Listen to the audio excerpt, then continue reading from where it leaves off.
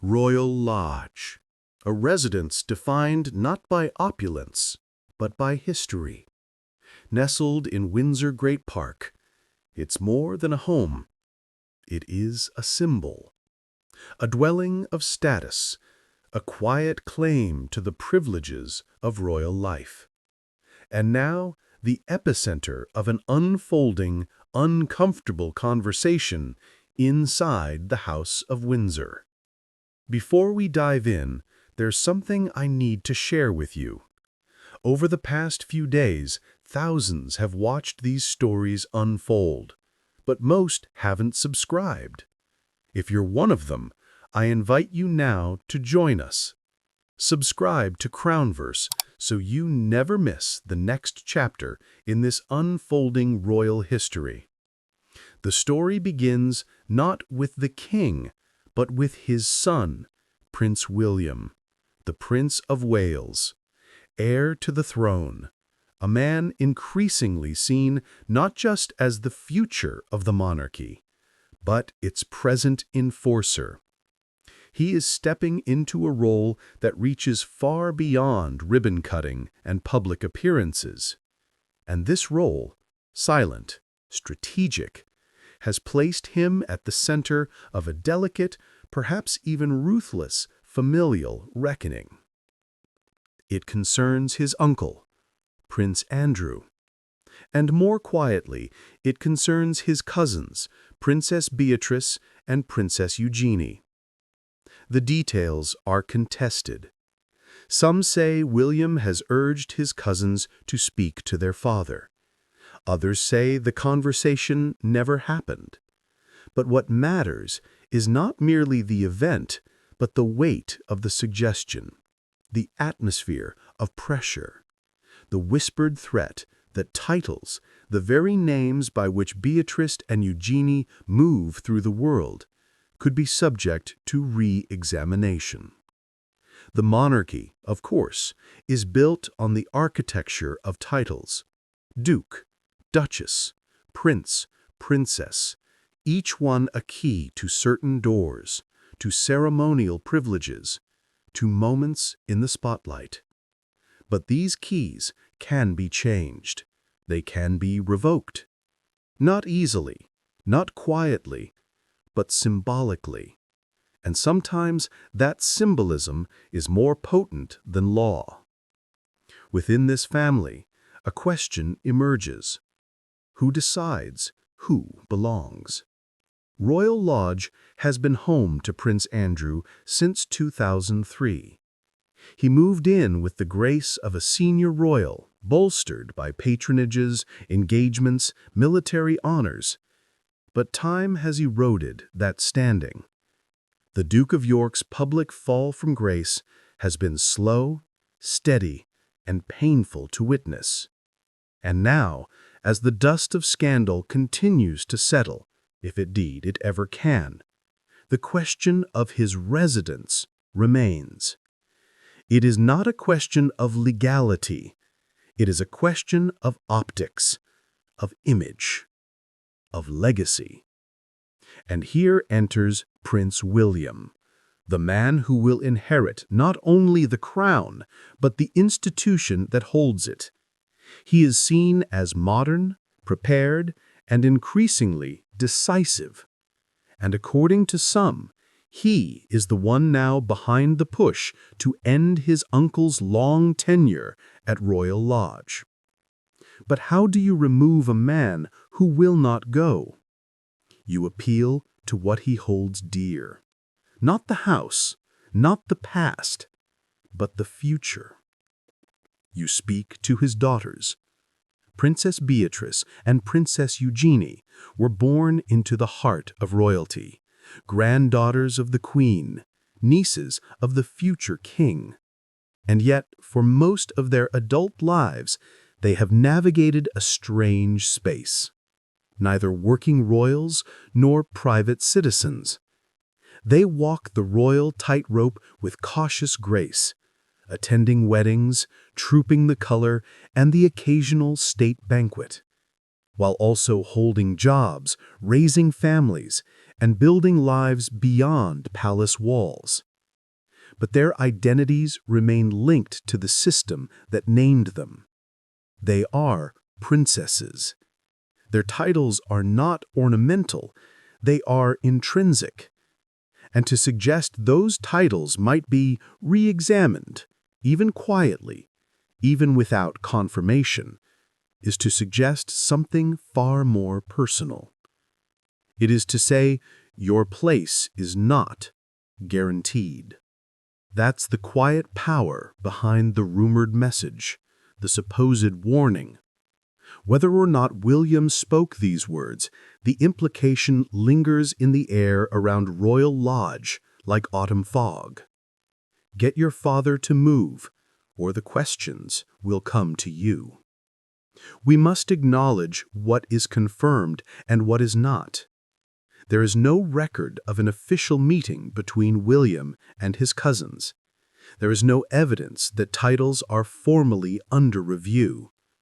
But in royal circles, the absence of confirmation does not mean absence of intent.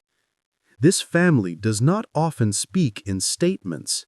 It speaks in gestures, in absences, in who is invited and who is not, in what is said behind closed doors, or in what is not said at all.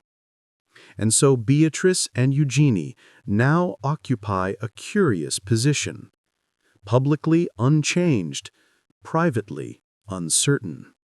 Did they speak with William? We cannot say. But what is undeniable is that their father is under pressure to leave his home, that he has stepped back from all public roles, that the family's image, fragile and fiercely protected, is now a shared responsibility. William's role in this is more than familial, it is institutional. He is preparing not only to inherit a throne, but to defend it. And defending it may mean drawing boundaries, even around blood. It may mean asking, what does it mean to be a royal? Does it mean serving? Does it mean holding fast to tradition?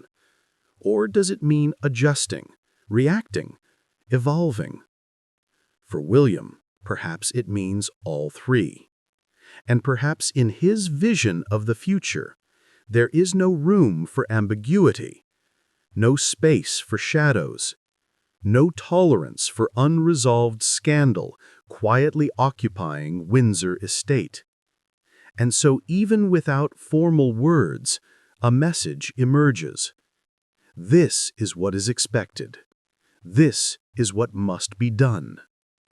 Royal Lodge is not just a house. It is memory. It is a reminder of a time when Prince Andrew was front and center, a naval officer, a working royal, a man at ease in the public eye. Those days are gone. What remains is a structure too large to ignore, too symbolic to leave untouched. The idea of Andrew remaining there while stripped of his roles, his responsibilities, even his title, is a contradiction, one the institution cannot ignore forever. And if persuasion doesn't work, if legal action would be too public, too confrontational, then what is left?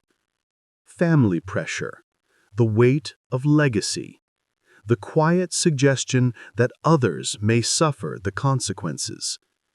That is where Beatrice and Eugenie enter again, not as political figures, not as pawns, but as daughters, as intermediaries, as symbols of what Andrew might lose and what the monarchy might risk if his chapter is not quietly closed.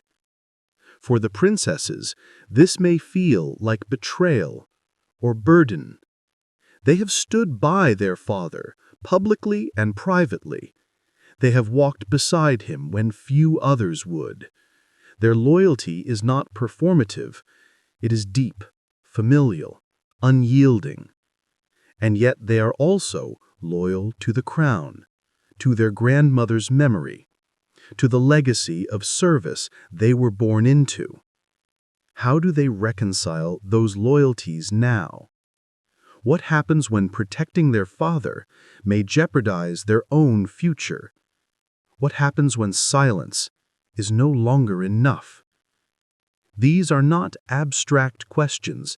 They are personal, painful, unresolved. And the palace, quiet, disciplined, offers no comment. It simply watches. There's a stillness now at Royal Lodge, a waiting. The media swirl has faded, the helicopters have gone, but inside, the tension remains.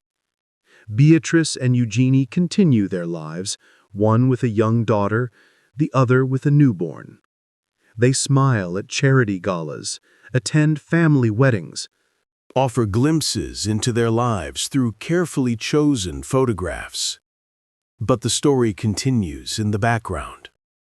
The question is not if Andrew will leave Royal Lodge, it is when and how and at what cost. Because in this royal family, no chapter is ever truly closed. It simply waits to be reopened.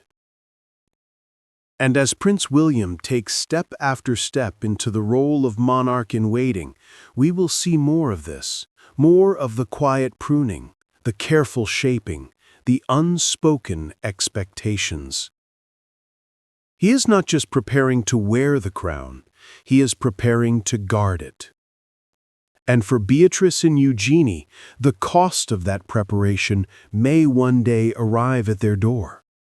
Not in the form of a letter, not with a proclamation, but with an invitation declined, a public event missed, a subtle removal from the balcony. Not stripped of their titles, but slowly edged into irrelevance, not cast out, but allowed to drift. That is how royal change often works, not with thunder, but with silence. Not with confrontation, but with distance. And the greatest tragedy is that it can happen without a single word ever being spoken aloud. So now, we are left with questions. What does it mean to be a royal in a time of transformation?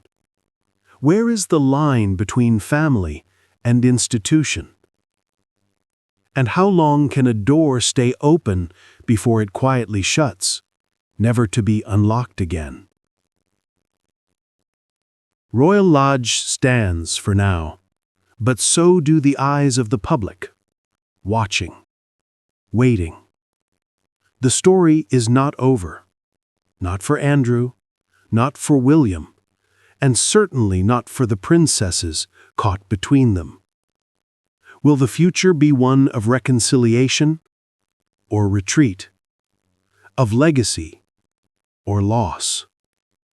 The answer, as always in the House of Windsor, may lie not in what is said, but in what is done next.